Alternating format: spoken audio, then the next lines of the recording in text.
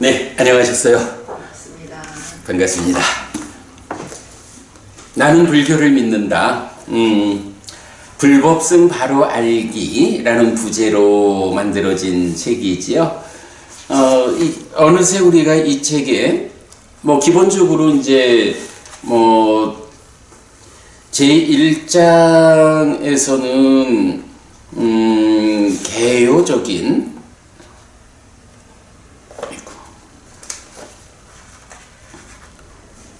제1장 들어가는 글 해서 불교 신자가 꼭 좀 알아야 되는 주제들을 공부를 했고요.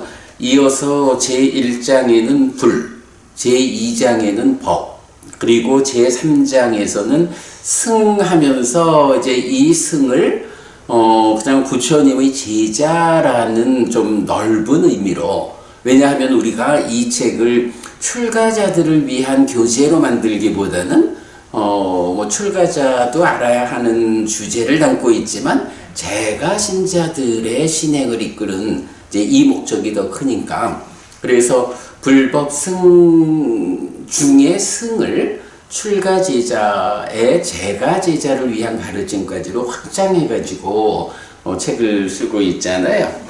그래서 보면 이제 제4장에서 제자들 승인데, 그 승을 제1절 공통, 출제가에 공통적으로 적용되는 가르침, 그리고 제2절에서 출가 제자를 위한 가르침을 이제 지난주까지 공부했죠. 그래서 오늘부터는 제4장 승, 제자들 가운데 제3절 제가 제자, 그러니까 제가 제자를 위한 요점이 되는 가르침들 오늘부터 공부 시작합니다.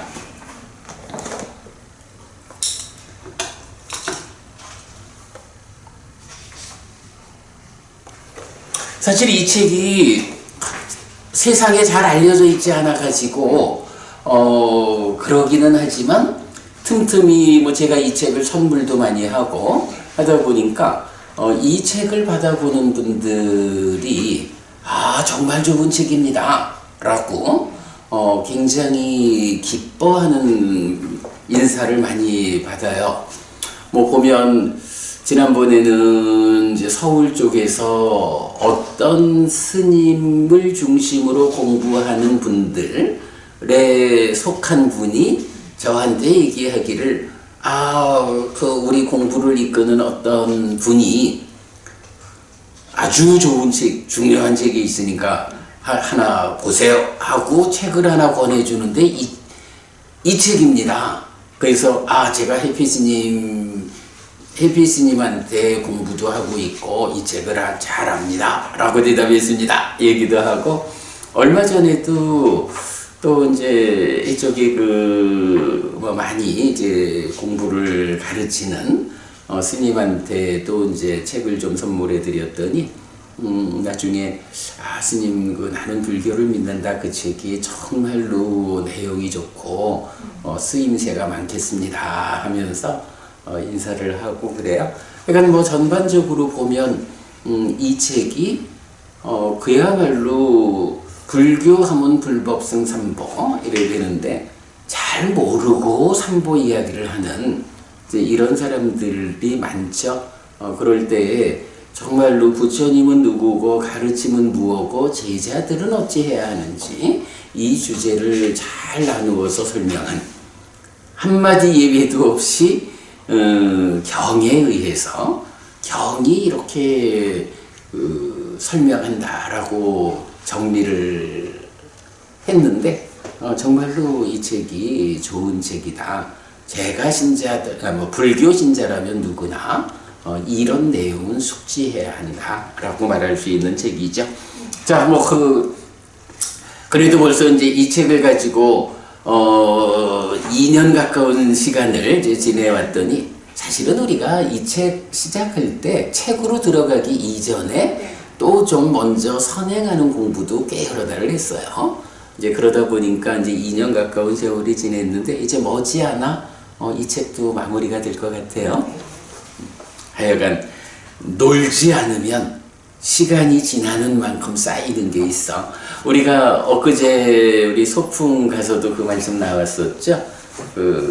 결국은 쌓는 거. 우리 삶의 과정에서 어떤 행위를 통해서 어떤 것을 만들어 쌓을 것인가 라는 그 관점. 우리가 그래도 공부를 쌓아가지고 삶을 향상으로 이끄는 이런 삶을 살아가고 있는 도반들. 예, 아무튼 이제 제3절 제가 제자에 대한 핵심이 되는 제가 제자의 신행을 위한 근본이 되는 주제들 알아보도록 하겠습니다.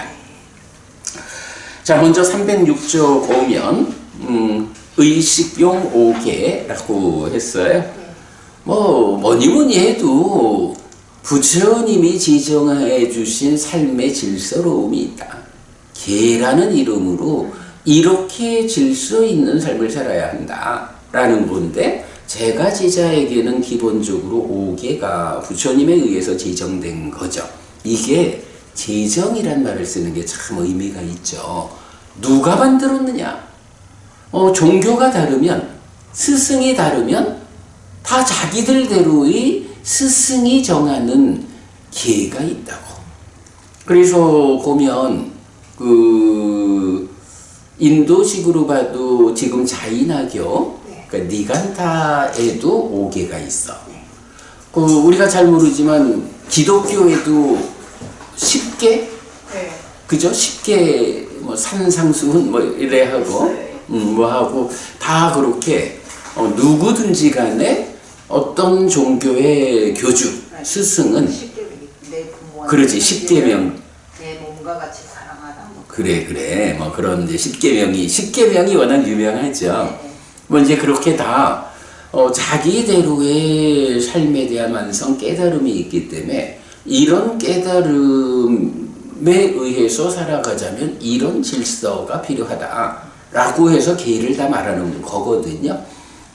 부처님은 제가 제자를 위해서는 기본적으로 5가지 질서로움이 있어야 한다 해서 5개를 제정하셨죠. 그런가 하면 제가자라 해도 나는 그래도 아라한을 본받는 사람이야. 아라한을 본받고자 한다. 그러니까 아라한을 지향한다. 그래서 특정한 날들, 즉 보름의 3일이라는 포살일에는 출가자의 버금가는 질서로움을 지니겠다라고 해서 포살일은 8개를 받잖아요. 그런가 하면 이제 출가자로 가면은 이제 3이 예비 단계의 출가자들은 10개, 10가지 계가 있죠. 그리고 이제 완전히 출가자로서의 반열에 들으면 이제 비구는 227개, 비구니는 311개. 여기 굉장히 많은 계들이 있죠. 사실 계라고 하는 것이 그렇게 힘들게 계를 지키면서 살아야 하나?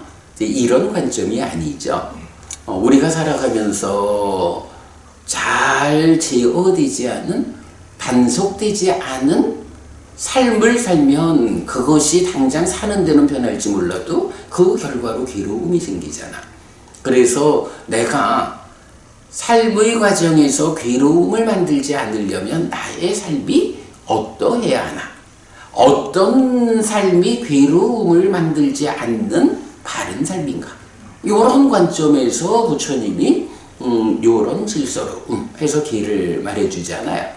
5계라고 하는 것도 혹자는 그 5계를 지니면서 살라고 하면 누가 불교 신자가 되겠냐?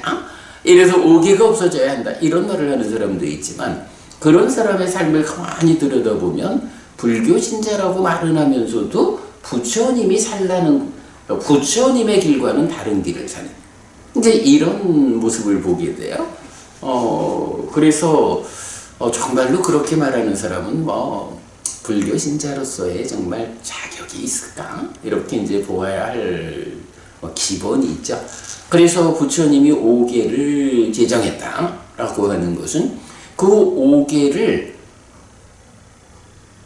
부처님이 이끄는 행복의 길과는 바깥쪽에서 먹고 마시고 즐기는, 뒤에 어떤 일이 생길지는 신경 안 쓰고 지금 당장 먹고 마시고 즐기는 이런 삶을 살겠어 하는 입장에서는 어떻게 생명을 해치지 말라 그래가지고 회도 못 먹고 이런 게 얼마나 불편해.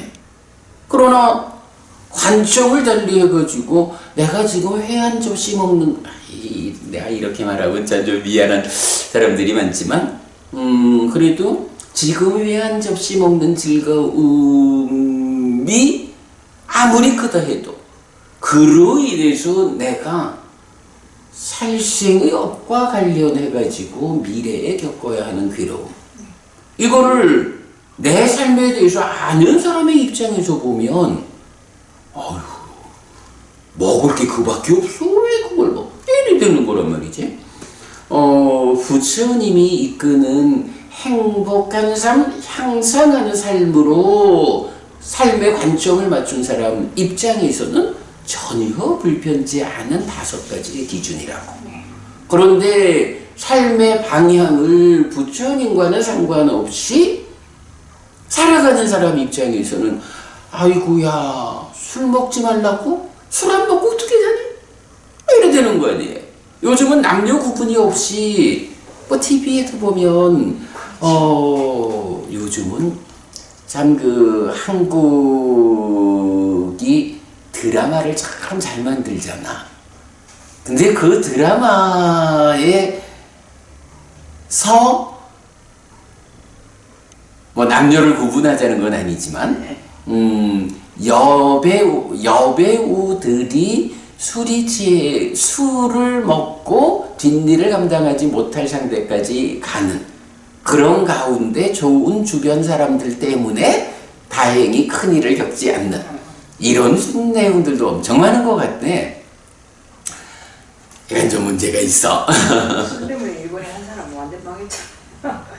그래. 김호중.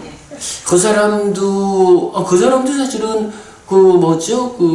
그 사람도 트롯.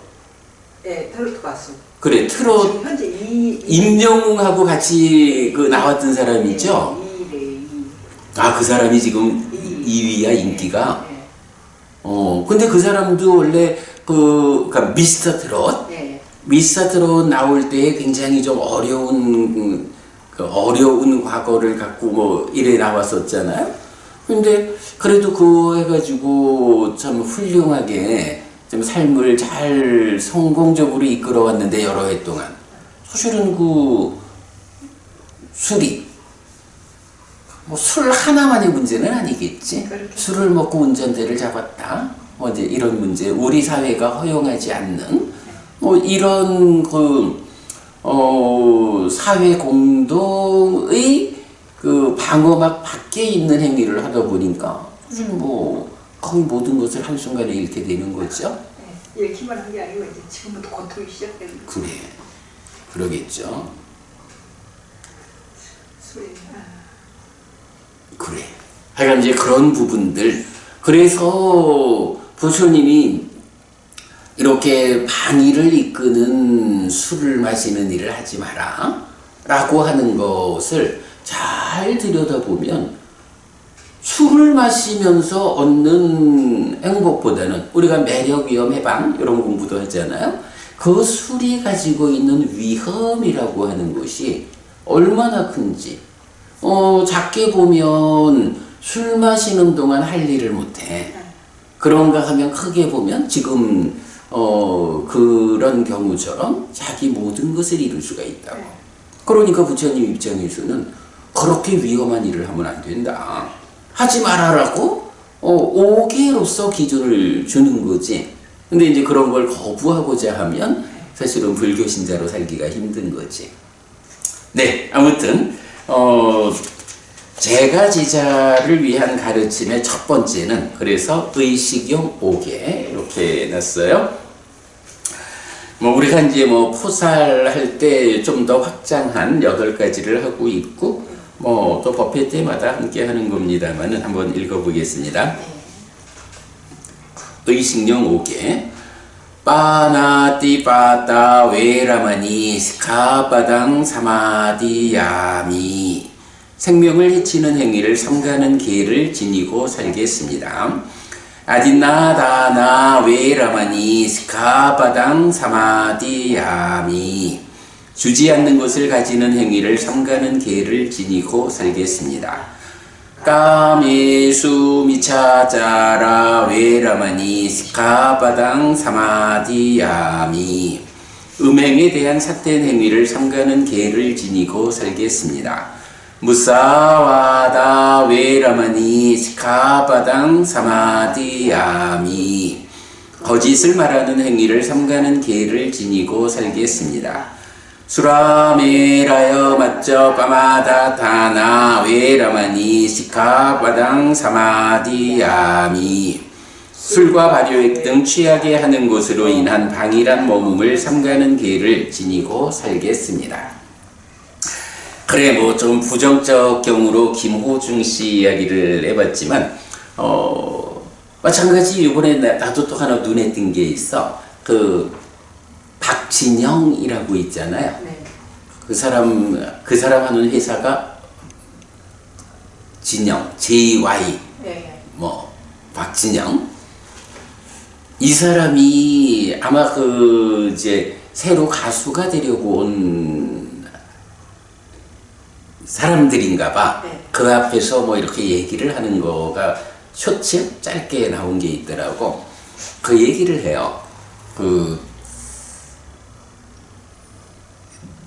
노래를 잘하는 사람들이 있잖아.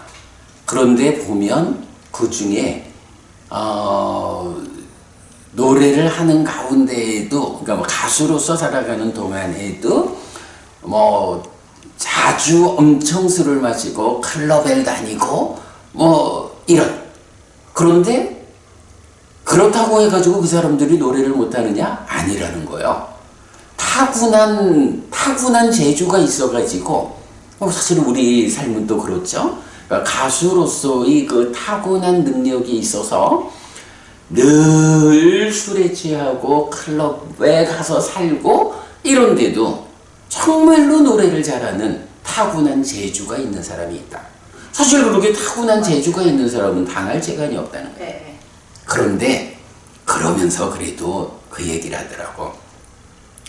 그런데도 우리가 술을 마시고 클럽에 가고 이런 부분을 표현은 뭐 그렇지만 의미상으로는 그걸 안 해야 돼 라는 얘기를 이제 시작하는 사람들한테 하는 거야. 거기서 딱 말이 이게 하여간 타고난 재주가 있어가지고 노래 잘하는 사람은 당할 재간이 없는데, 그런데 거기에 결정적인 한 가지, 시간이 지나면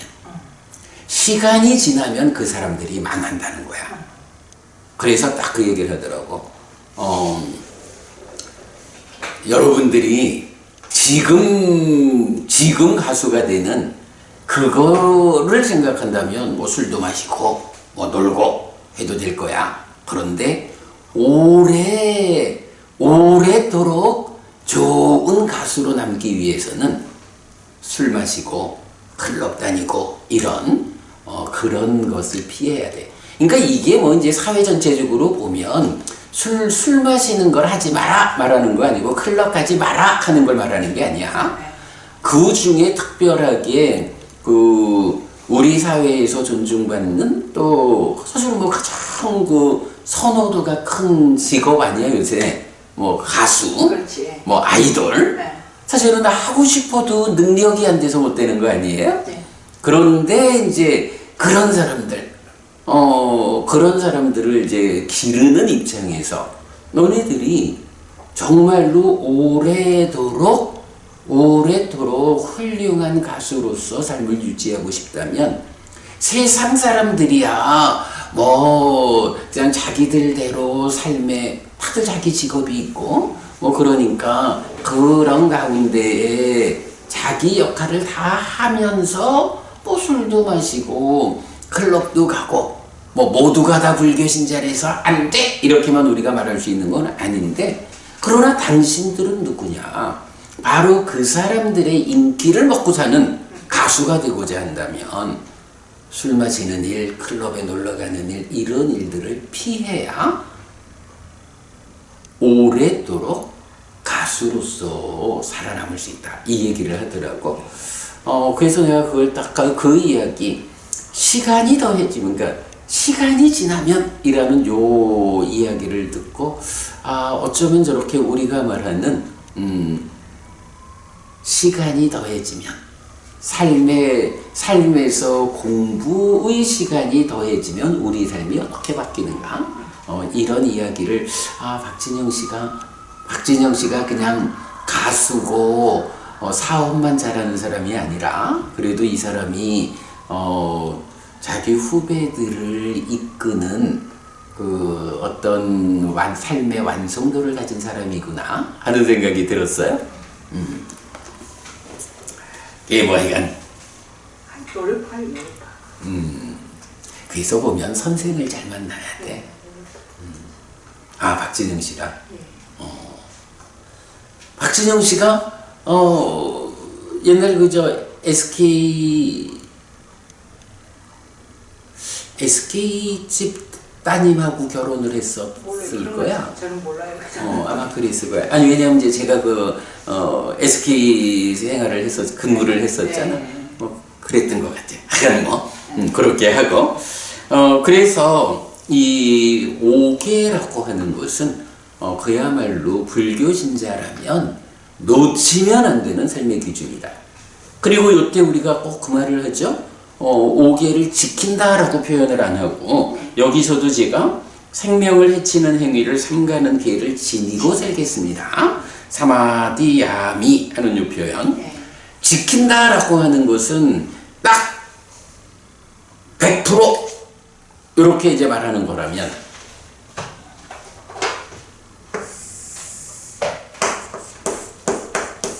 지킨다 이렇게 말한다면 지니고 산다라는 말을 이제 제가 어떤 의미로 하냐 하면 살다 보면 어떤 형편 때문에 지키는 일에서 어긋날 때가 있잖아.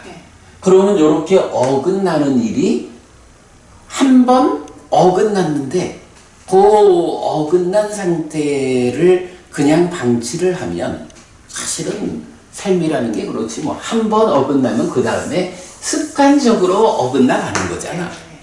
그러면 얼마의 시간이 지나고 나면 우리가 지켜야 하는 삶하고 이 차이가 무지하게 커진다고. 말하자면 아주 나쁜 놈이 되어 있는 거야. 그런데 우리가 이거를 계를 지닌다라고 번역하는 의미는 뭐냐 하면 당연히 계를 지켜야죠. 그런데 살다 보면 특히 제가자의 삶이라는 것은 가족과 더불어 경제활동을 한다라는 이 특징적인 삶이잖아. 그러면 때로는 가족을 지키기 위해서 계를 지키지 못하는 이런 일도 있을 수가 있고 경제활동의 측면에서 계를 지키지 못하는 이런 일들이 생길 수 있잖아. 그렇게 불가피하게 불교 신자로서의 삶의 기준을 벗어났어. 이럴 때, 벗어난 요 상태에서 뭘 해야 할까? 여기에서 삿띠를 해야지. 삿띠, 눈 뜨는 거죠? 발견하는 거죠? 그래서 아이고, 내가 불교 신자로서 오계를 지닌 삶을 살아야 하는데 그래서 생명을 해치는 행위를 하지 않아야 하는데 아이고 내가 지금 생명을 해치는 일을 했구나 라고 나의 행위에 대해서 마음이 몸과 함께 무엇하고 있는지 하는 그런 나의 지금 행위에 대해서 눈 떠서 발견해가지고는 여기에 이건 안 돼. 내가 지금 이런 상황에서 나도 모르게 실수를 했다거나 불가피하게 어떤 일을 했다거나 이래서 벗어났다 어긋남이 있다 해도 여기서 이거를 방치하면 이런 삶으로 내가 변해가는 거야. 여기에서 되돌려야 돼. 어디로? 우리가 지켜야 하는 기준.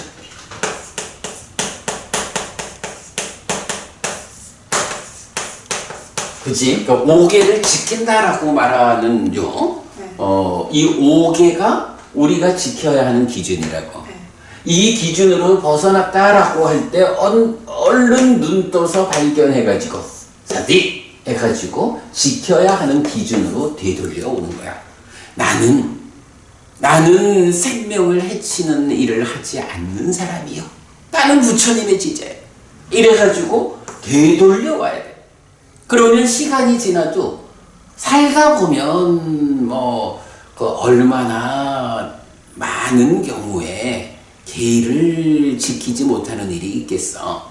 그러나 그럴 때마다 발견해서 뒤돌리다 보면 이 삶이 이런 가운데에 이렇게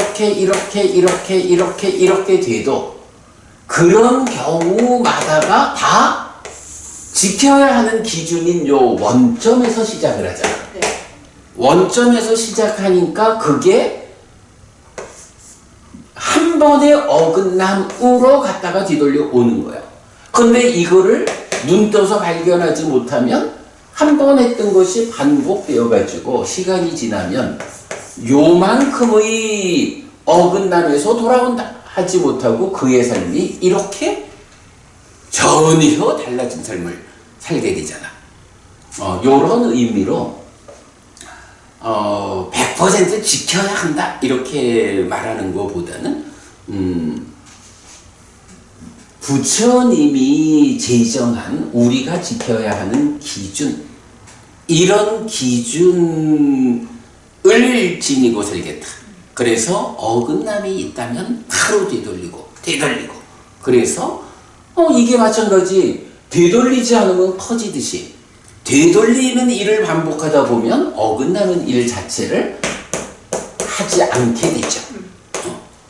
그래서 나의 삶이 일반적으로 계를 지닌 삶이 되는 거야. 일반적으로 부처님이 제정하신 그 기준을 지키면서 살아가고 있는 거야. 요런 개념이 되죠. 그리고 이제 요 단어가 파라티파타 웨라마니 시카바당 사마디야미라고 했는데 요 사마디야미라는 말이 이렇게 이제 받아들이다 수용하다 해서 지킨다 이런 의미 그렇게 해석할 수도 있겠지만 지니고 산다라고 하는 번역을 가능하게 해주거든요. 그래서 5개라는 의미를 이렇게 부처님이 제정한 지켜야 하는 기준, 이것을 나 역시 기준으로 삼아서 가능한 만큼 지키겠습니다. 어쩌다가 제가 자기 삶에 가지는 이 한계가 있어서 지키지 못하고 어긋남이 있다라고 해도 얼른 사띠 눈떠 발견해가지고 지키는 삶으로 되돌리겠습니다. 네, 요런 의미로 우리가 5개를 늘 함께 암송한다. 네, 이렇게 보면 되겠습니다. 자, 하여간 의식용 5개 이랬는데 5개. 첫 번째, 생명을 해치는 행위를 삼가는 개. 두 번째, 주지 않는 것을 가지는 행위를 삼가는 개. 세 번째, 음행에 대한 삿된 행위를 삼가는 개. 4. 거짓을 말하는 행위를 삼가는 개. 5. 술과 발효액 등 취하게 하는 것으로 인한 방일한 몸음을 삼가는 개. 네, 이렇게 5가지고요. 사실은 요 5개는 굉장히 이제 중요한 비중을, 아주 큰 비중을 가져요. 공덕이라는 말이 있잖아. 우리가 이제 공덕, 요게 그대로 복이야. 왜냐하면 요게 원어로 뿐야라고 하는 하나의 단어를 중국에서 번역할 때 복이라고도 번역하고 공덕이라고도 번역을 하고 있거든요. 근데 우리 요 공덕이라는 거 우리가 정리를 하고 있죠. 그러니까 많은 사람들이 특히 절에 가면 스님들도 또 연말연시 되면 복 많이 받으세요. 공덕을 지어야 합니다. 이래 말하는데 그러면 그 공덕이라는 게 뭡니까? 라고 물으면 대답이 잘 안 되잖아. 뭐 사실은 뭐 대개가 그 의미를 알면서 살아가는데 그게 뭡니까? 라고 물으면 우리가 뭐 어떤 말이든 실제로 의미를 물어보면 국어사전을 펼쳐봐야 의미를 설명할 수 있는 거잖아. 그렇다고 해서 우리가 그 의미를 모르는 건 아니거든. 다만 그거를 문장으로 잘 표현하지 못하는 거지. 자, 마찬가지 이제 공덕이 뭡니까? 라고 하면 이제 우리가 정리를 해냈죠. 공덕과 관련한 대부분의 용례를 찾아가지고 그래서 공덕 1. 행복을 가져오는 것.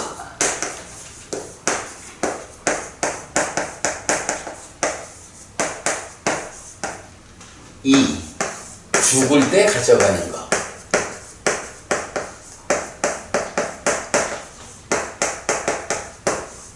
3.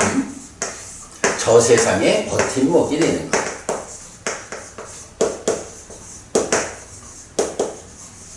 이렇게 이제 세 가지로 공덕에 대해서 말을 하잖아요. 이건 뭐 우리가 자주 말하는 거고,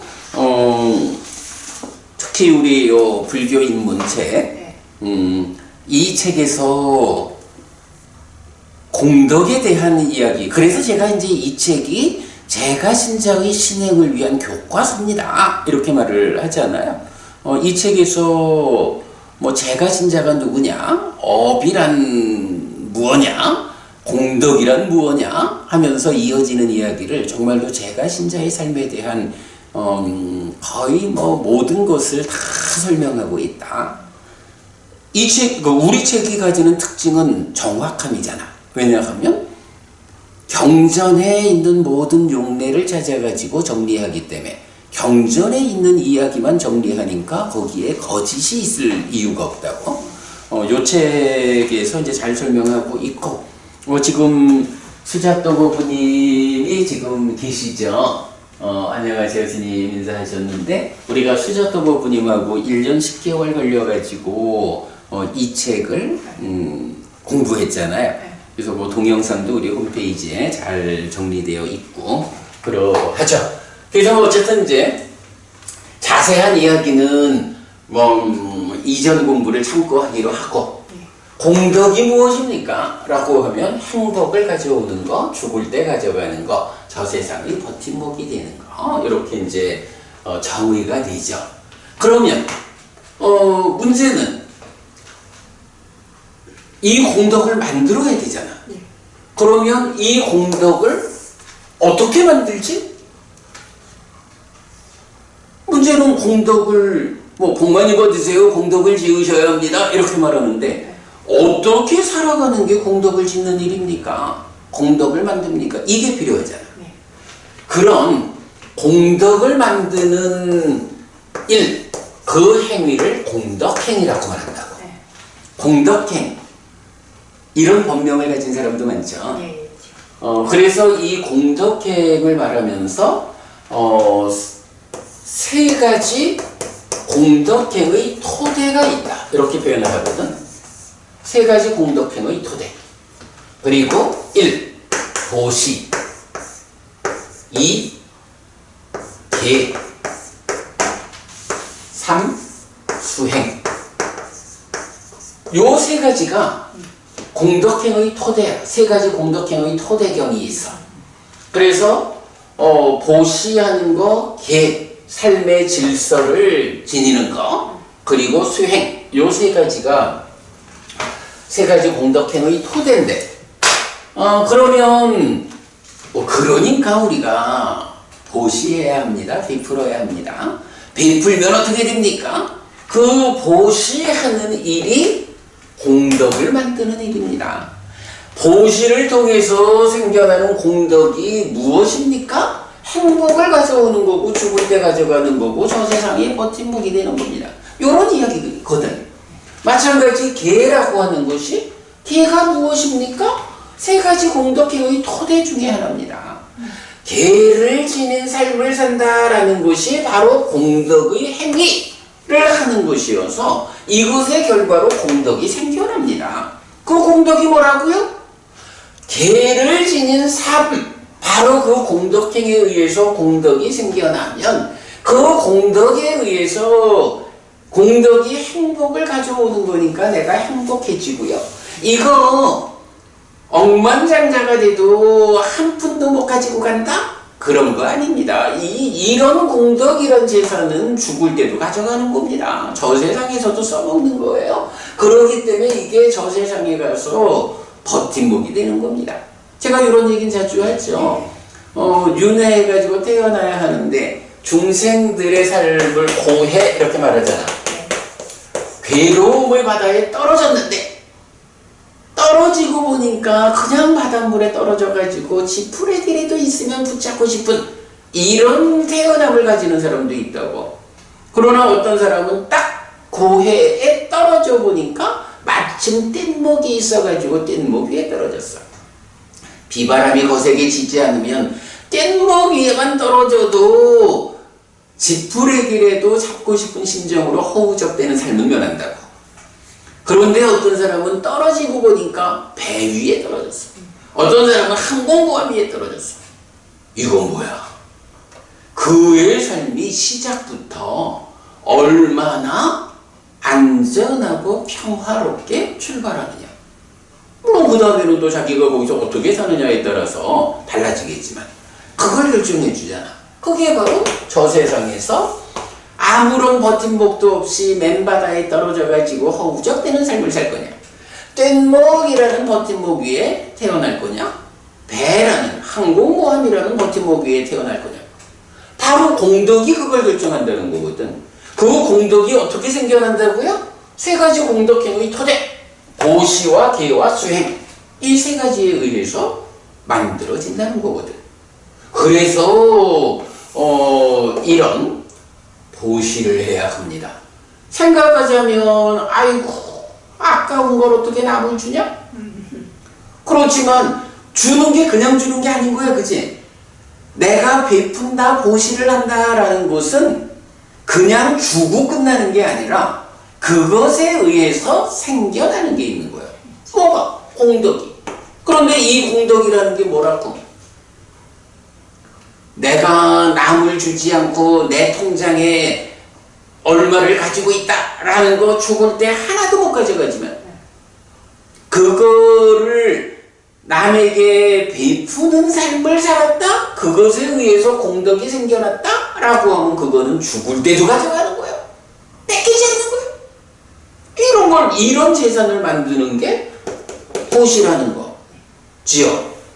마찬가지 계라고 하는 것도 아니 남들하고 그저 모여서 술도 많이 먹고 조금 비교하면 좀 다른 사람, 다른 존재들을 해치기도 하고 주지 않는 거 훔쳐도 가고 이러면서 살면 사는 게 얼마나 편해? 그러나 그런 삶은 그대로 그런 행위가 가져오는 공덕의 반대되는 결과, 그래가지고 괴로움을 만든다고. 그러나 그런 일들을 안 하는, 잘 지키고 어긋나면 빨리 눈떠 발견해서 돌아오는 이런 삶을 살아낸다라고 하면 그런 삶이 공덕을 만드는 거거든.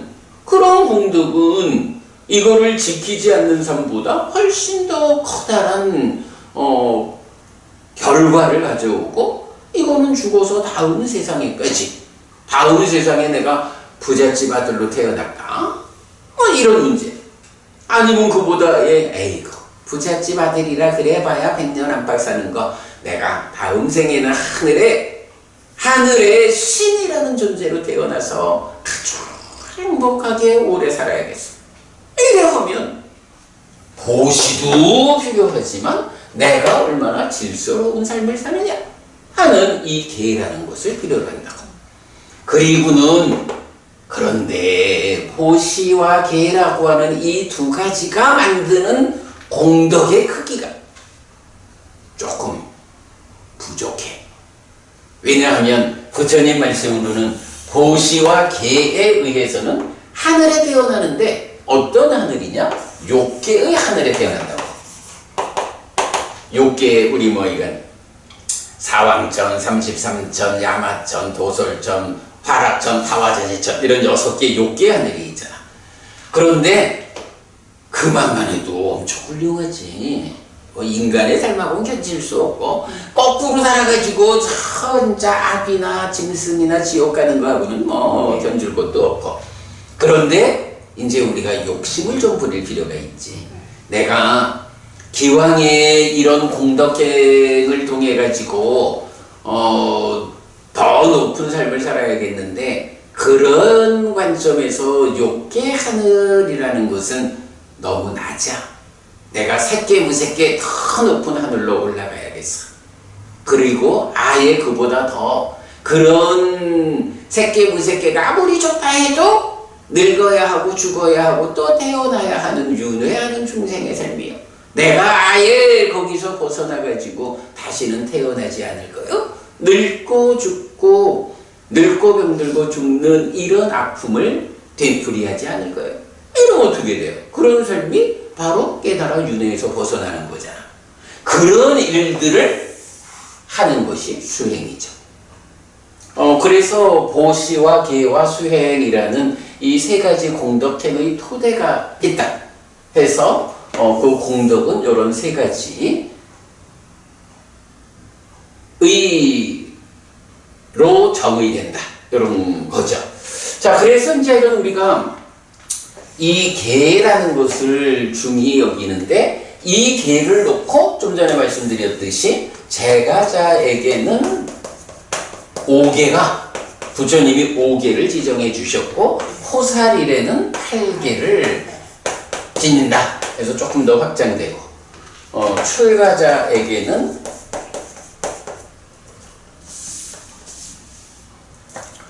출가자는 이제 3위 3인이 에게는 10계가 아까 기독교에는 10계명이 있다 라고 했는데 3위 3인이에 10계야. 그리고 다시 비구는 227개, 비구니는 311개.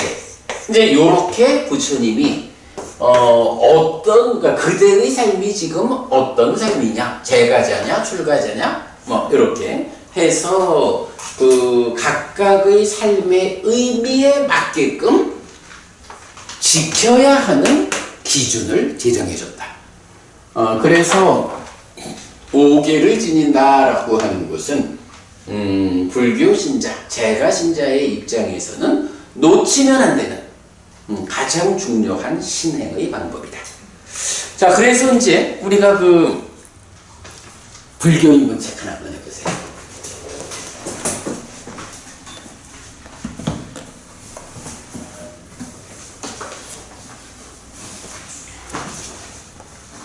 요 불교 입문책의 뒷페이지, 뒷장, 뒷면에 보면 제가 아주 좋은 그림 하나를 그려놨죠. 열반으로 나아가는 인생 항로라고 했어요. 그래서 우리가 이건 우리의 인생이요. 인생이 이제 바다를 항해해 가지고 가는데 어디로 가느냐? 우리는 열반으로 갈 것이요. 그래서 열반으로 나아가는 인생 항로인데 그 시작에 그 배가 무엇냐 하면 마음이야. 마음이라는 배가 일단은 돛을 올리고 바람을 맞아야 출발을 할 거 아니야. 이때 돛을 올린다라는 요게 보시야. 그리고 바람을 맞아야 되잖아.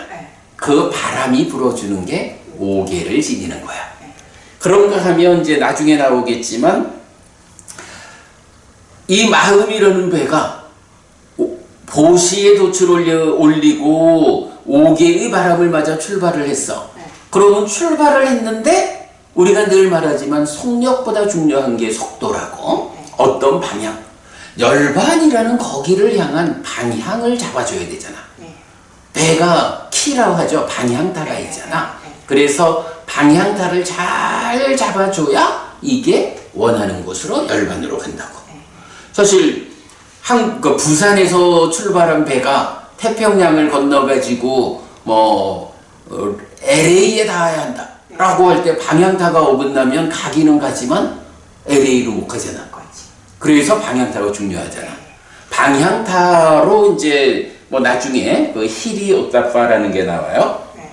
히리 오타파가 방향타 역할을 하고 그 다음에 방향타도 잡아서 어쨌든 노를 저어야 힘있게 나가잖아. 네. 노를 젓는 게 믿음, 정진, 사띠, 삼매, 지혜라는 5가지 기능.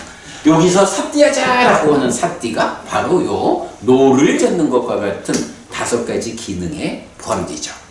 그러면 그렇게 노를 저어갈 때 그 자리 명과 해탈이고 열반 불사고 윤회에서 벗어난 고멸의 락이 실현되는 그 자리에 도착한다.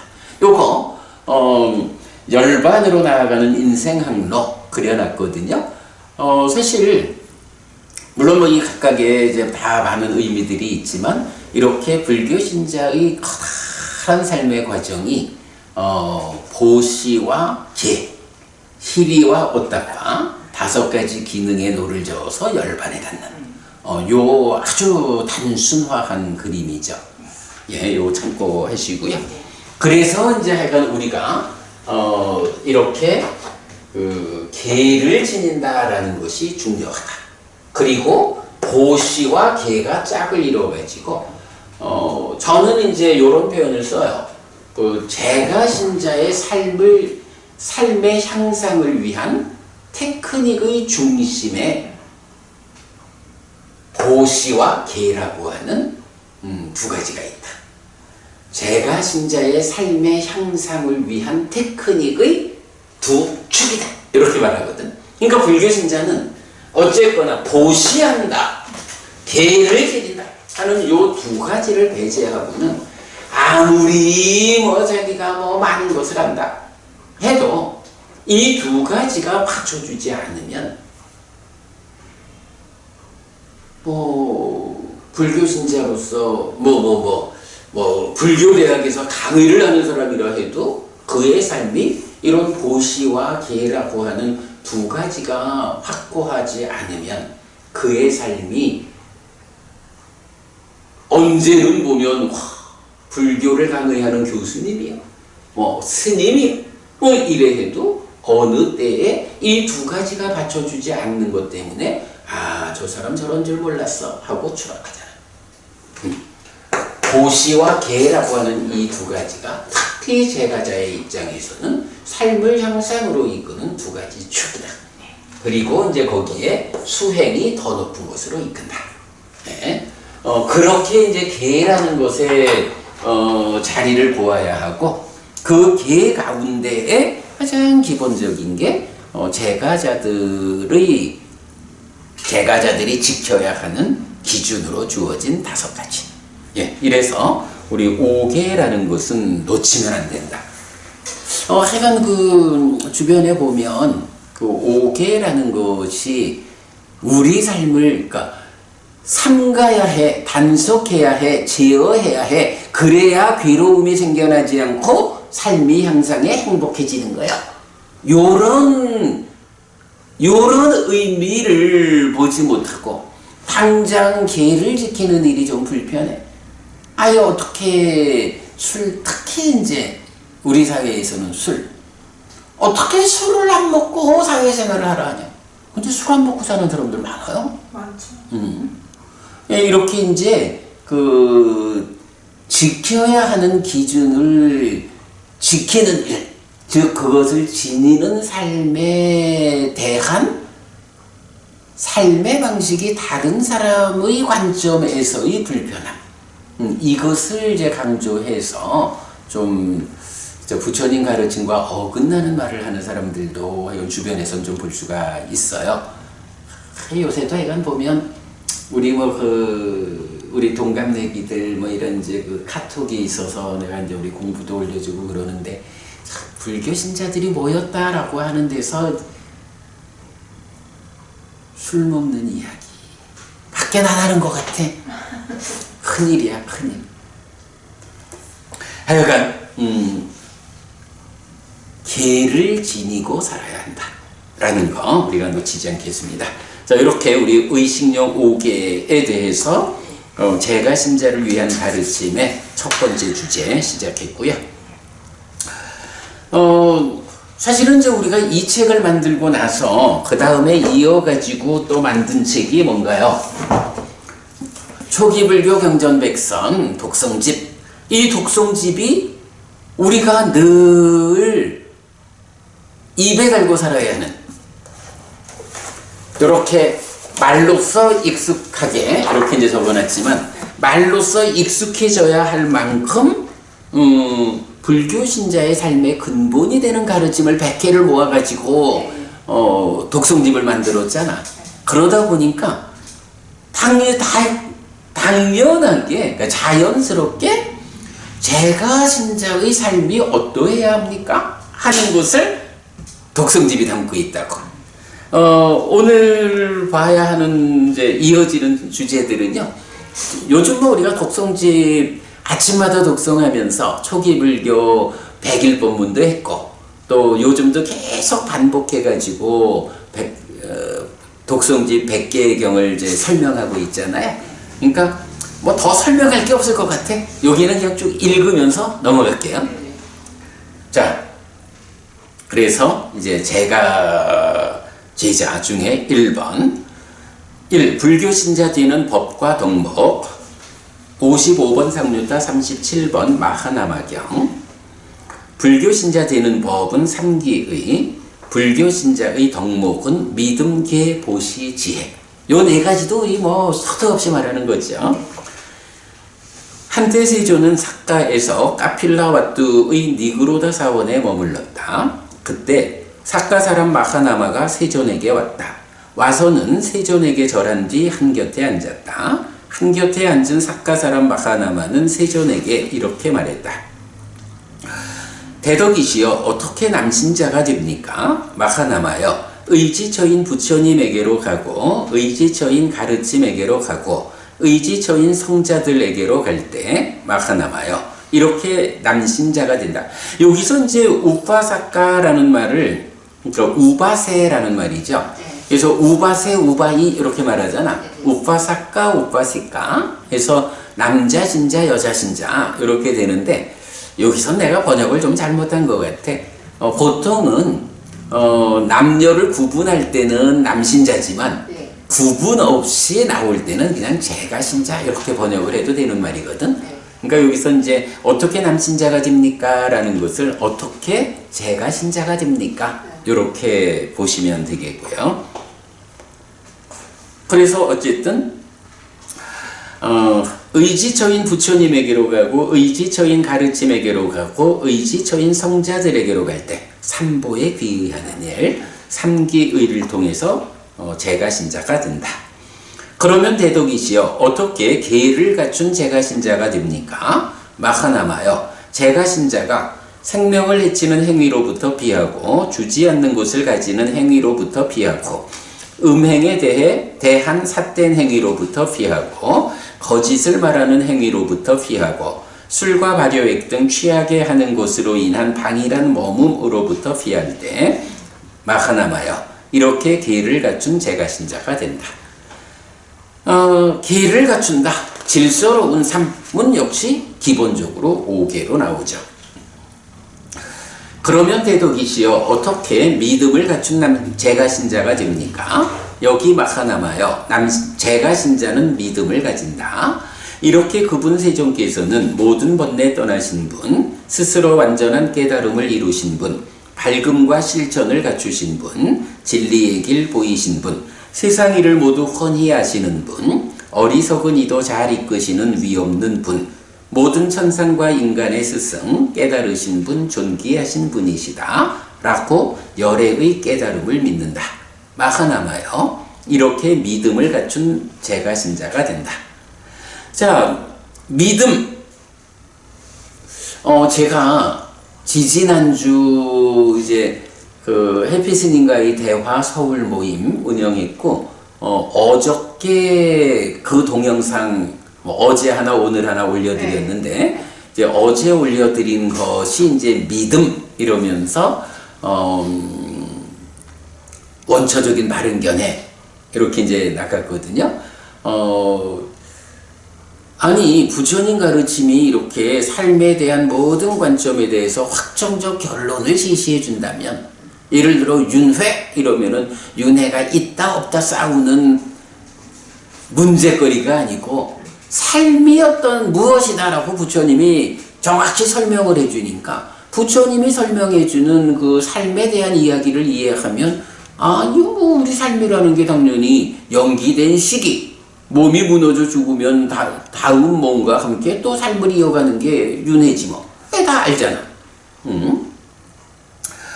이렇게 이제 부처님 가르침이 확정적 결론을 준다면 그렇게 그냥 공부하면 되지. 거기에 믿음이라는 게 왜 필요합니까? 이런 질문을 하신 거야. 사실 이제 요번 그 강의한 데는 이제 참석하신 분들이 지금 다 이 불교 주제로 박사 논문을 쓰는 분들이거든. 그러니까 충분히 아는 분들이죠.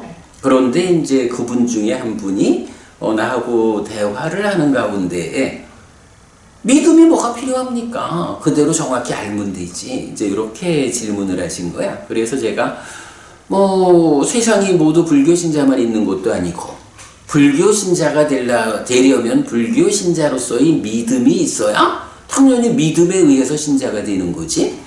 그러면 기독교 신자의 믿음에는 근본에 창조주 하나님 여호와께서 창조했다라는 이 창조로부터 시작되잖아. 기독교 신자들의 믿음의 근본은 우리 하나님이 창조한 거예요. 세상도 나도. 이 부분 없이는 기독교 신자의 삶이 못 가잖아. 그런데 그 창조주 하나님 여호와가 세상을 나를 창조했다라는 것을 모든 사람이 믿는 건 아니잖아. 그죠? 그러니까 그렇게 믿는 사람들이 모여가지고 기독교 신자가 되어 있거든. 그러면 불교가 부처님 가르침이 이렇게 많은 주제들에 대한 확정적 결론을 준다 라고 하면 뭐 믿음이 필요해? 라고 말할 수가 있지만, 사실은 생각해보면 부처님이 주는 이 확정적 결론이 사실이다 라고 받아들이는 사람, 이거를 받아들이지 않으면 옛날에 부처라는 사람이 뭐라고 얘기했는데 그의 주장일 뿐이야. 우리가 기독교와 관련해 말하면 기독교에서 이렇게 말하고 있는데 그건 원래는 유대인들의 그 지역적인 믿음인데 그게 인류의 역사 과정에서 역사를 타고 어떻게 힘을 얻어서 팽창되어 가지고 요즘은 사람들이 다 그렇게 그런 줄 알고 있지만 그게 사실인가 우리 그거 인정 안 하잖아. 왜냐하면 그런 믿음을 안 갖고 있으니까 그렇게 인정을 안 해. 우리가 나의 삶 자체를 그렇게 받아들이지 않는다고. 부처님이 확정적 결론을 주셨다 라고 하는 이 부분에 대해서도 그 사람의 결론이지 그게 사실일까? 하나님이 창조했는데 창조를 믿지 않고 엉뚱한 얘기하는 게 사실일까? 왜 이렇게 거부하는 사람들은 누구야? 불교 신자 아닌 거지 그래서 이제 제가 믿음이 필요합니다. 그런데 그 믿음이 어떤 믿음입니까? 기독교처럼 생겨나지 않은 존재, 원래 존재하는 창조주 하나님 여호와가 창조했다라는 믿음으로 출발하는 종교가 있는가 하면, 불교는 부처님이 누구냐 하면 깨달으신 분이요. 그 깨달음도 어떤 깨달음이냐 하면 완전한 깨달음이요. 부처님이 깨달았다라는 이것은 우리 삶을 있는 그대로, 사실 그대로 보아낸 거예요. 그래서 부처님이 이런 삶은 괴로움으로 이끈다, 이런 삶은 행복으로 이끈다 라고 말씀하시면 말씀하신 그대로 그런 삶은 괴로움을 만들고 그런 삶은 행복을 만드는 거예요. 부처님 가르침을 이런 마음으로 우리가 보지 않고 불교 신자로서 살아간다 하면 그게 타당한가? 안 타당한 거야, 그치?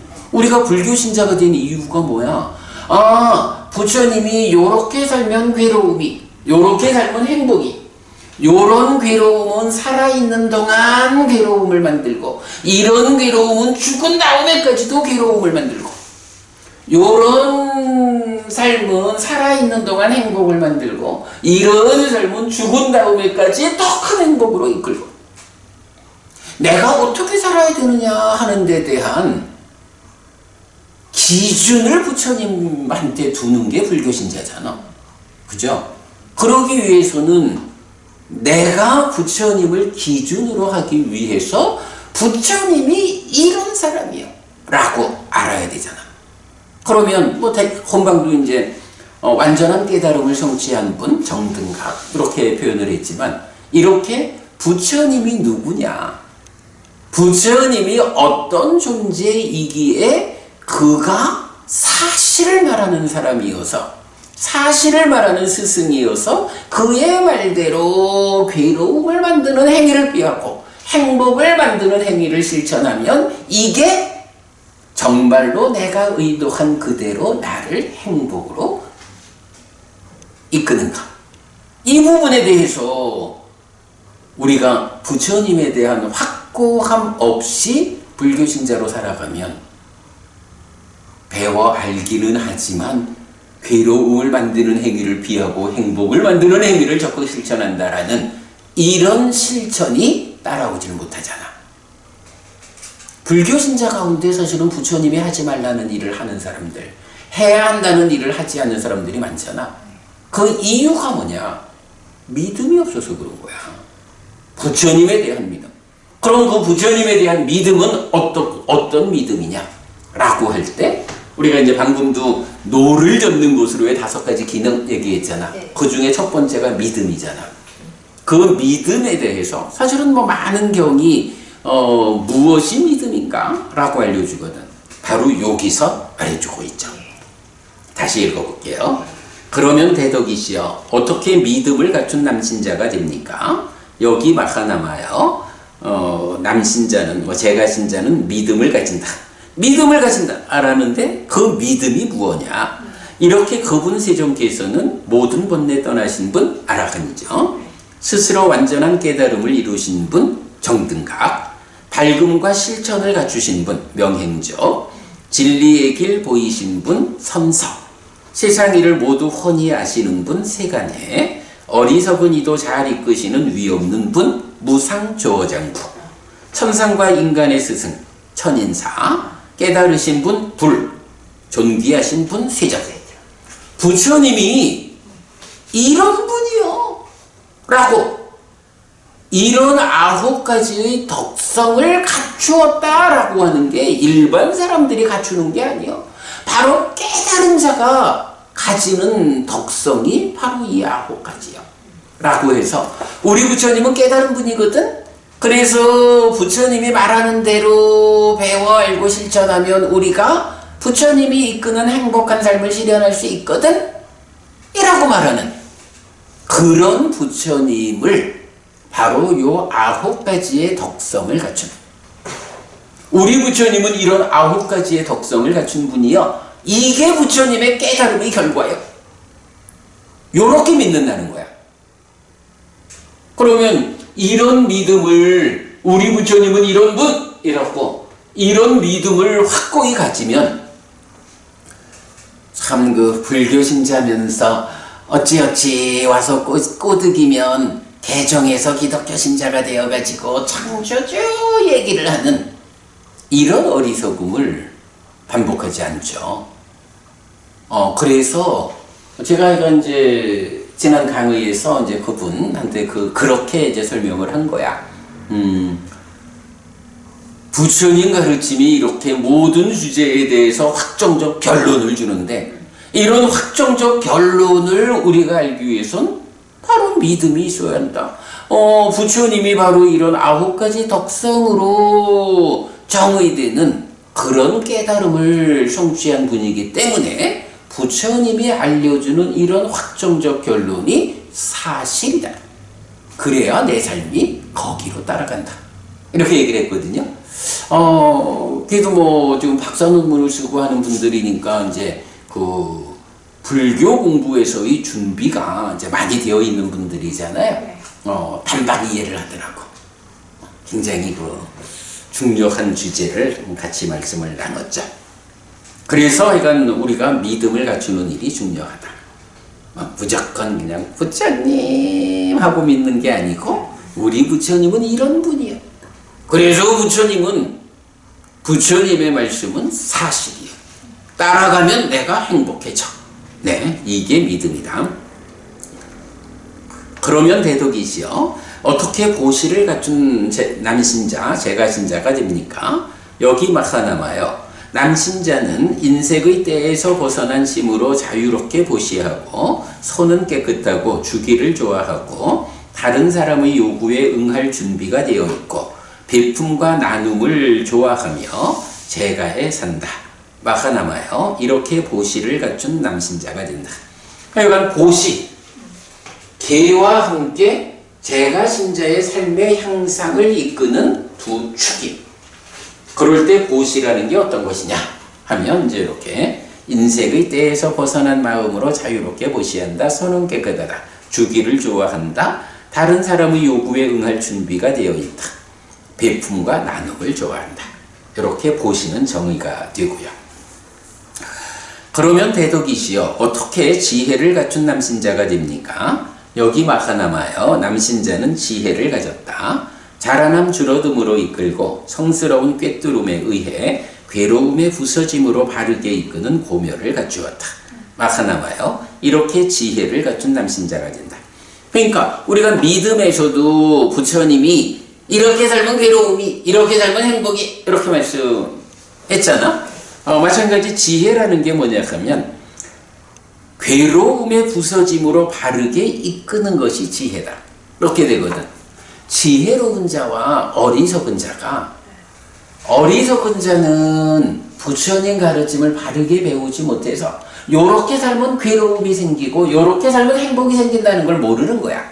그러면 어떻게 돼?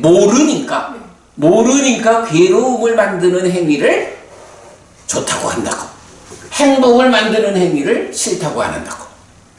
이게 이제 몇 대 몇으로 그래야 하느냐에 따라 가지고 참 어리석다의 정도가 정해지지.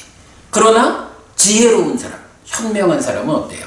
부처님 가르침을 바르게 배워 아니까 거기에 믿음이 받쳐주잖아. 그래서 우리 부처님은 이런 분이기 때문에 부처님이 말씀한 건 사실이요. 나는 배워 알고 실천하면 돼, 따라가면 돼.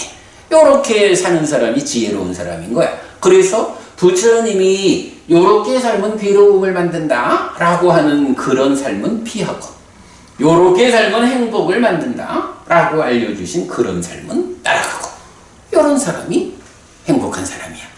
그 끝에 이제 깨달아 윤회에서 벗어나는, 그러니까 무명과 가래를 완전히 부수고 윤회에서 벗어나는 그 과정에서는 이제 더더욱이 자라남 줄어듦으로 이끌고라고 하는 이제 진리의 이야기까지 포함하고 있죠. 예, 이렇게 그 마하나마경에서는 불교 신자 되는 법 3기의 불교 신자의 덕목, 믿음, 계, 보시, 지혜 요 두 가지 주제를 말하고 있고요. 그러니까 이 경은 진짜 불교 신자라면 이거 모르고는 못 가는 거야. 그래서 우리가 이건 독성집에서도 요 경을 바로 그 앞에 자리에 배치하고 있고요. 이 책에서도 1번 제가지자를 위한 가르침의 1번으로 불교 신자 되는 법과 덕목 그렇게 표현하고 있어요. 자, 그 다음에 2번으로 갑니다. 하여간 말씀드렸듯이 우리가 독성집에서 계속 반복 공부하고 있기 때문에 자세한 설명은 피하는 겁니다.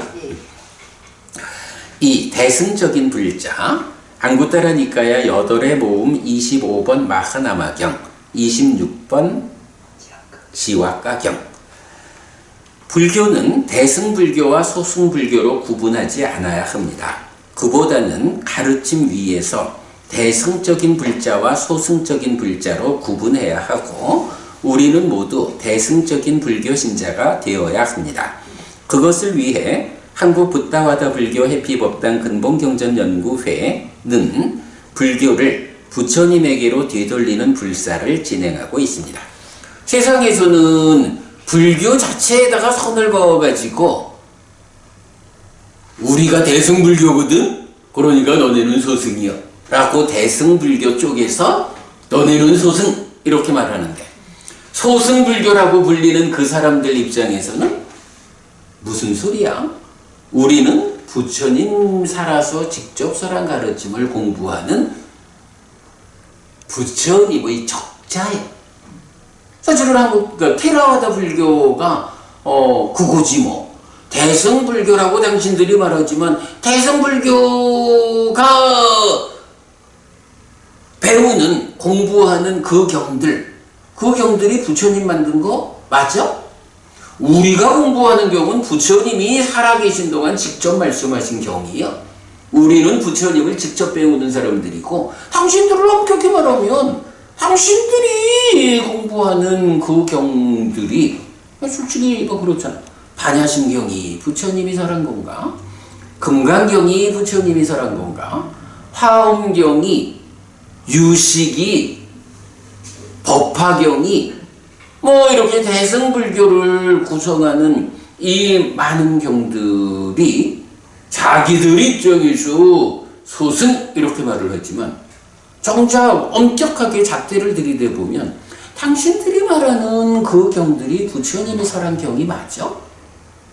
이렇게 물어보면, 아니 그 책을, 그 경을 설명하는 책들을 보면, 예를 들어서 금강경도 금강경을 설명하는 이제 책에 보면 내가 옛날에 본 책들은 그래. 부처님 돌아가시고 500년 후에 지어진 책이다. 금강경 부처님 돌아가시고 500년 후에 출현한 경이다. 이렇게 말한단 말이야. 부처님 그거는 자기 자신이 알고 있는 거야. 이건 부처님이 설하신 경이 아니고 부처님 돌아가신 뒤에 500년 후에 누군가 제3자가 만들었다라고 고백을 하고 있잖아.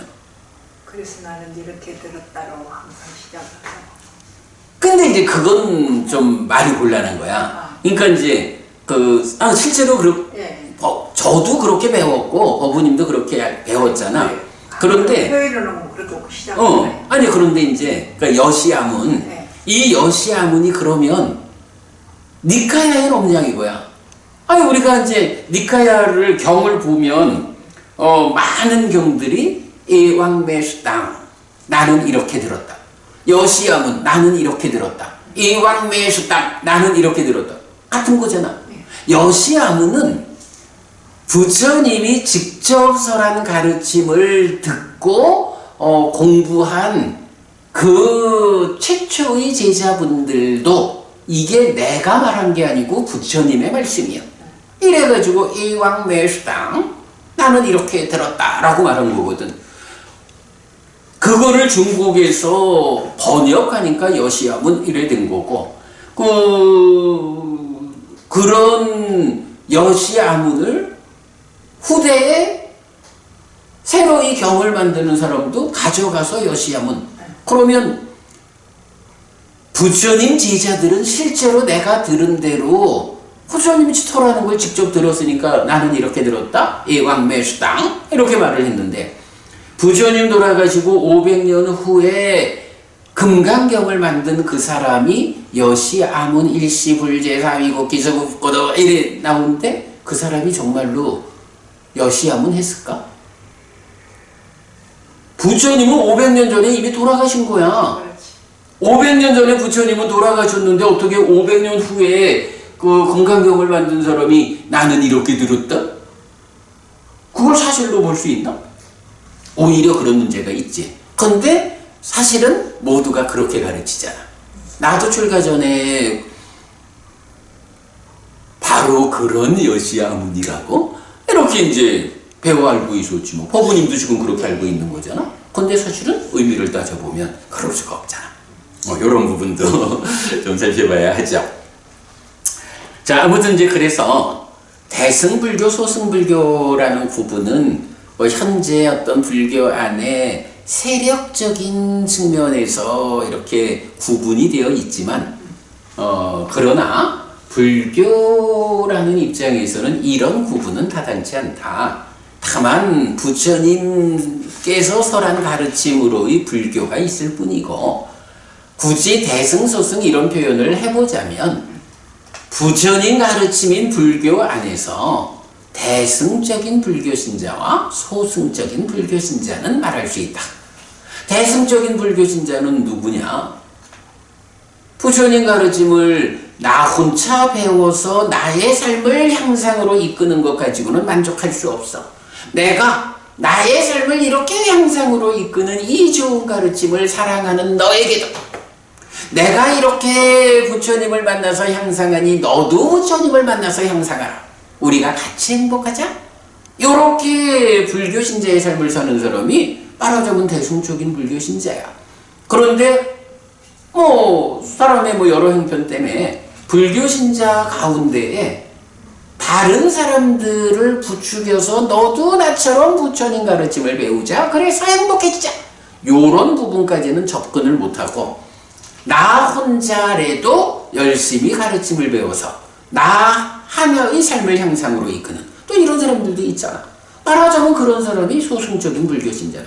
이건 좋고 나쁘고의 문제가 아니고 불교신자로서의 삶을 살아가면서 자기의 어떤 다양한 조건들, 형편 때문에 나 하나의 삶을 향상으로 이끄는 사람도 있고, 거기에 한 걸음 더 나가서 우리의 삶을 향상으로 이끄는 사람도 있고, 요거 구분하자면 좀 작은 규모로 이끄는 소승, 큰 규모로 이끄는 대승, 이렇게 말할 수가 있겠죠. 그러나 불교 자체가 대승불교, 소승불교 이렇게 나뉘어야 할 이유는 없다. 이런 이야기 이제 하고 있죠. 그래서 불교를 부처님에게로 되돌리는 불사, 이런 표현하고 있고요. 믿음과 계와 보시에 이어 비구를 만나고 정법을 듣기를 좋아하고 들은 법을 마음에 새기고 의미와 법을 검증하고 의미와 법을 이해한 뒤에 가르침에 일치하는 법을 실천할 것을 말하는데 지혜를 갖추는 과정입니다. 이런 관점에서 이 경의 주제는 앞의 경이 말하는 믿음, 계, 보시, 지혜를 자기도 갖추고 남에게도 갖추도록 부추길 것을 지시하는 것이라고 할 것인데, 자신의 신행이 확고해지면 남에게도 이 신행을 부추김, 즉 포교하는 제가신자가 되어야 한다는 점을 말해주고 있습니다. 그래서 소승적인 불자, 자기의 이익은 위하지만 남의 이익은 위하지 않는 실천을 하는 자, 대승적인 불자, 자기의 이익도 위하고 남의 이익도 위하는 실천을 하는 자, 이렇게 정리해봤어요. 자, 경입니다.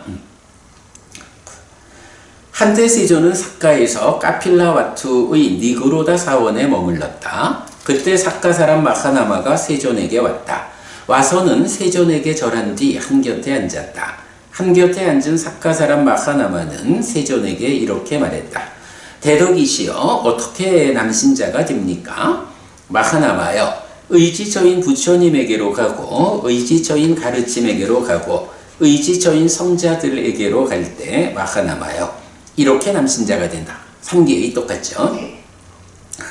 그러면 대덕이시여, 어떻게 계를 갖춘 남신자가 됩니까? 마하나마여, 남신자는 생명을 해치는 행위로부터 피하고 주지 않는 것을 가지는 행위로부터 피하고 음행에 대한 삿된 행위로부터 피하고 거짓을 말하는 행위로부터 피하고 술과 발효액 등 취하게 하는 것으로 인한 방일한 머뭄으로부터 피할 때 마하나마여, 이렇게 계를 갖춘 남신자가 된다. 이것도 똑같죠? 대덕이시여, 어떻게 남신자가 자기의 이익은 위하지만 남의 이익은 위하지 않는 실천을 하는 자가 됩니까? 말하자면 소승적인 불교신자.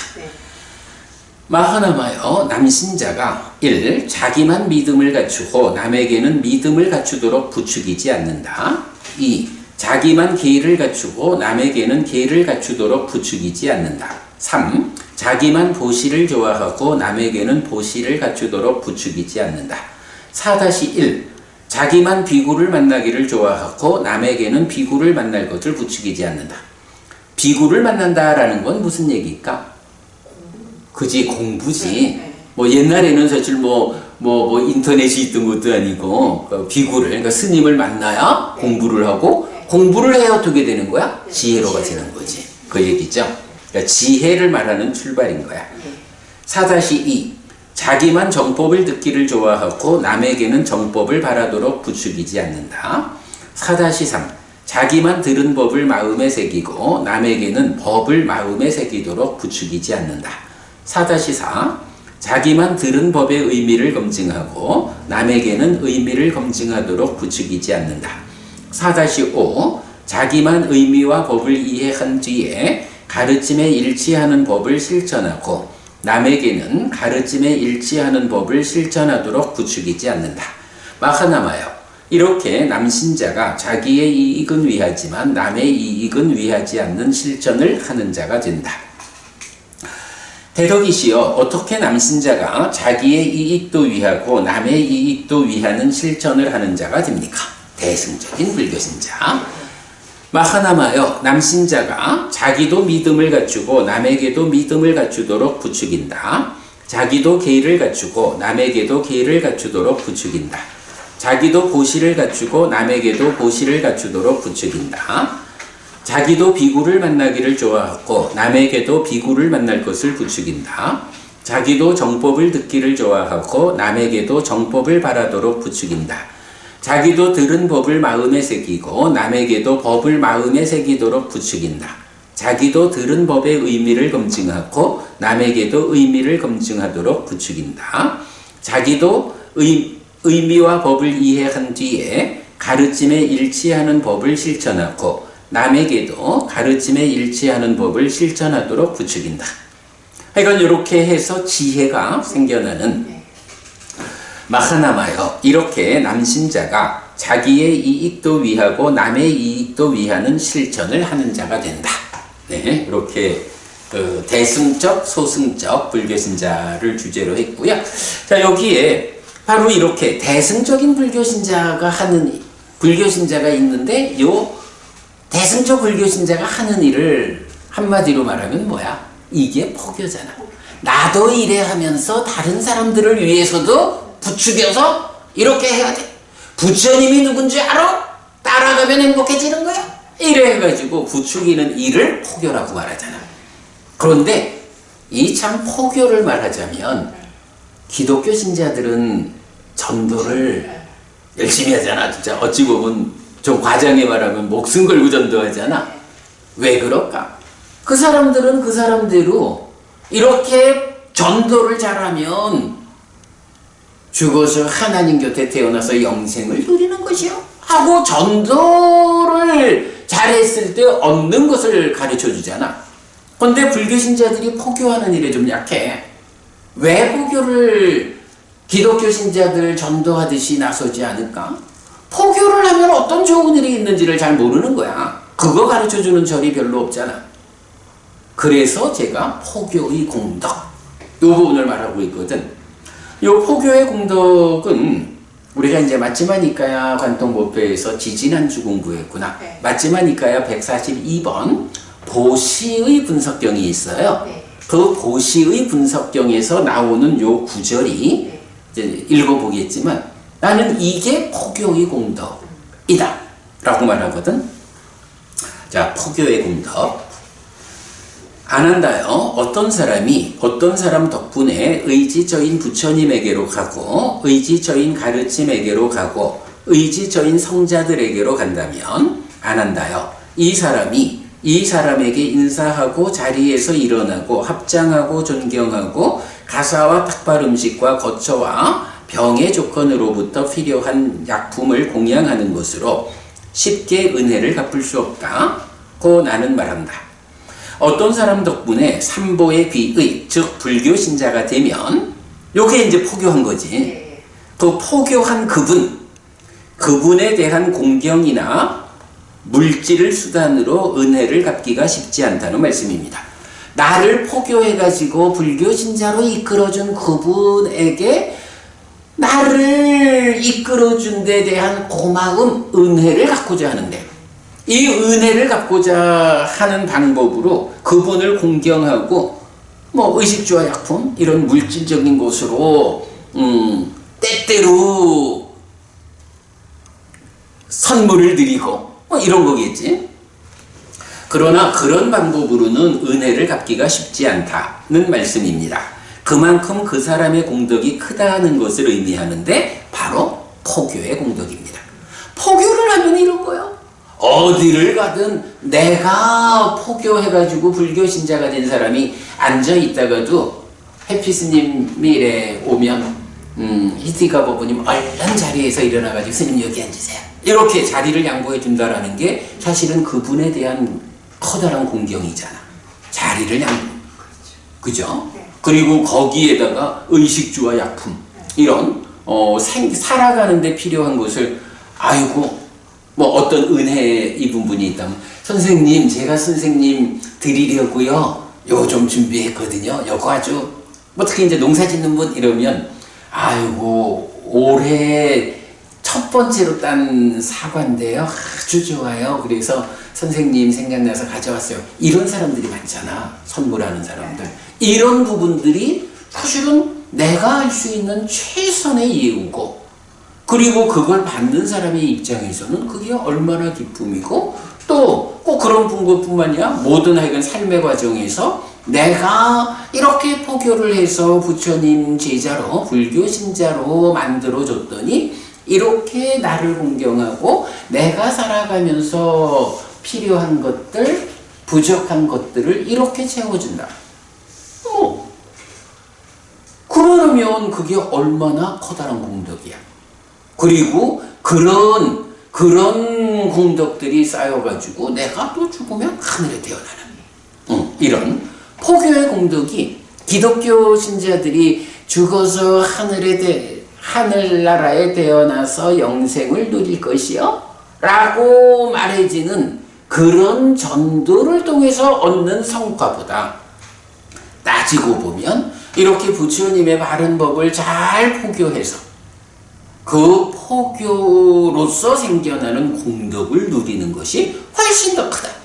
근데 불교가 이렇게 부처님이 알려주는 이런 이런 포교의 공덕을 잘 설명하지 않고 있는 거야. 예, 그래서 굉장히 저는 이거 중요하다고 봐요. 마지막 니까야 142번 보시분석경은 삼기의에 이어 어떤 사람 덕분에 오계를 지니고 어떤 사람 덕분에 예류의 네 요소를 갖추고 어떤 사람 덕분에 사성제를 확신하게 되면 그 은혜 또한 갚기가 쉽지 않다고 말합니다. 그렇습니다. 부처님을 전하고 가르침을 전하고 성자들을 전하고 함께하여 그의 삶이 향상으로 이끌리도록 도움을 주는 것, 이것이 바로 포교입니다.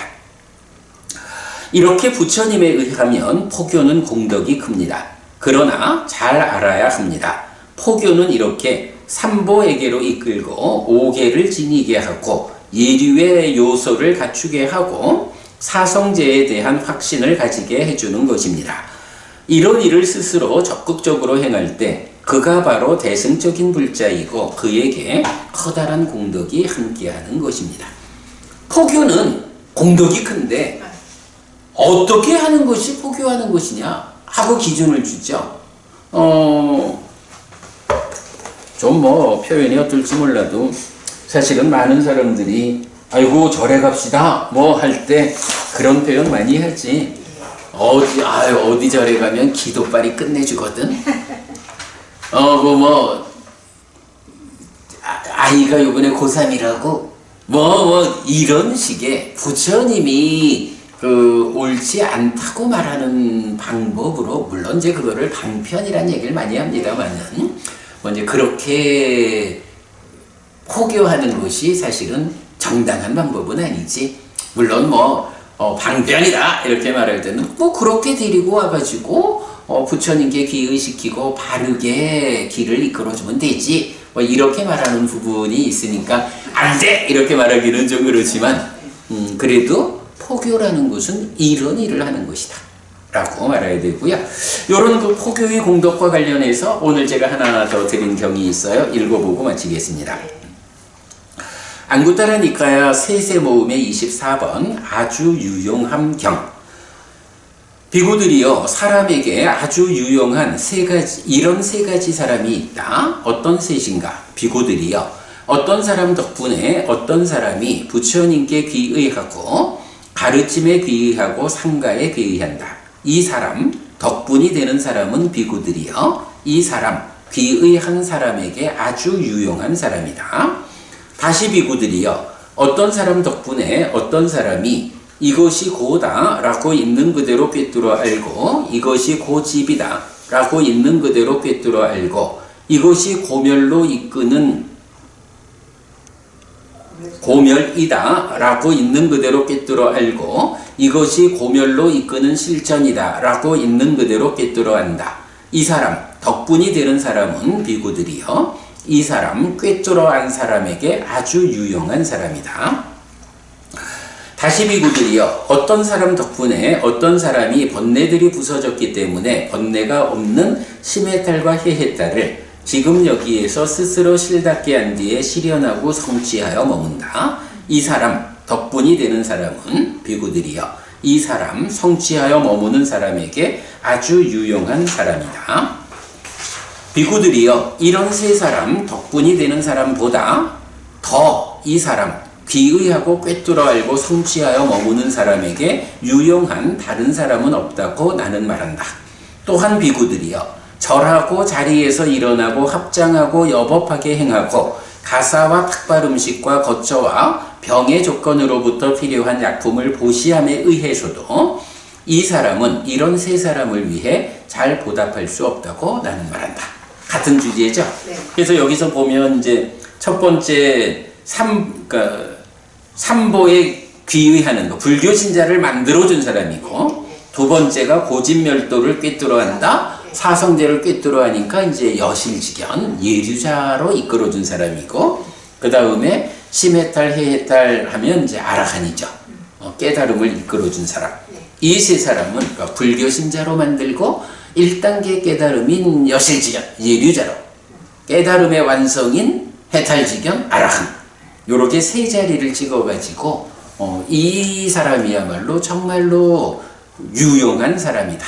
그래서 그 사람을 위해서 절하고 자리에서 일어나고 합장하고 여법하게 행하고 잘 공경하는 거죠. 가사와 탁발 음식과 거처와 병의 조건으로 필요한 약품을 보시한다. 이렇게 물질적으로도 그 은혜를 갚는 이런, 그러나 이것 가지고도 그 은혜를 보답할 수 없을 만큼 그 은혜가 크다. 이렇게 말하는 거죠. 네, 오늘 수업 여기까지 하겠습니다. 아주 제가 신자의 삶에서 그 출발 자리에 중요한 주제 잘 살펴보았습니다. 삼마삼부토 바가와 수와카토 바가와타 담모 수파티판노 사와카 상고띠. 세조는 정등가 계시다. 세조로부터 법은 잘 설해졌다. 제자들의 상가는 잘 실천한다. 찌랑띠따뚜로 가스밍 삼마삼부따 사산한띠. 정등가 그 가르침이 이 세상에 오래도록 머물기를. 이차마항 얀양 야지뚱 양마마 아싸 디가라땅 히타야 수카야띠. 오랫동안 나에게 이익과 행복을 주는 자선의 걸 실천하리라. 이단다낭 페따낭 니아띠 살로 히따낭 우파카빠뚜. 이단다낭 페따 니아띠 살로 히따 파리분잔뚜띠. 이 보시가 돌아가신 친지와 혈육들에게 도달하기를. 이 보시를 돌아가신 친지와 혈육들이 사용하기를.